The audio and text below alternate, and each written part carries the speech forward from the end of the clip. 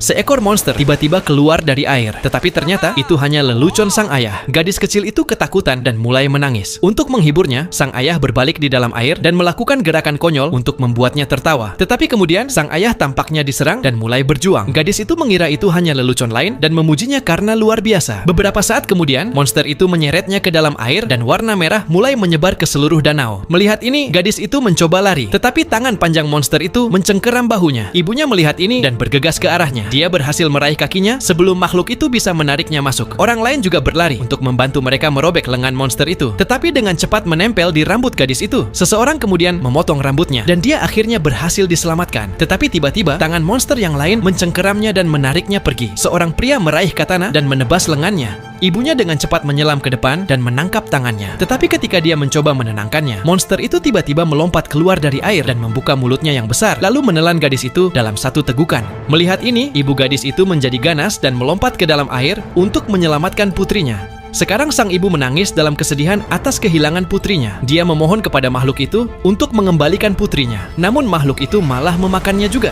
Karena semua kekacauan ini, jembatan kayu di atas putus, membuat bayi seorang wanita terlepas dari tangannya dan hendak jatuh ke dalam air. Lalu tiba-tiba, seorang pria melompat ke sisi lain jembatan dan menyelamatkan anak itu. Namun makhluk itu tidak menyerah begitu saja. Ia menggunakan ekornya untuk mengerahkan kekuatan dan mencoba menarik anak itu ke arahnya. Melihat ini, pria itu menunjukkan kecerdasannya dan menarik wanita yang tergantung di atas. Tetapi makhluk itu ternyata lebih pintar dari mereka. Ia menghantam jembatan dengan kekuatannya yang menyebabkan anak itu jatuh ke dalam air. Sekarang monster itu berenang ke arah bayi itu. Tetapi pria ini tidak menyerah. Dia berpegangan pada lubang hidung seorang warga dan berhasil meraih bayi itu sebelum monster itu menyentuhnya.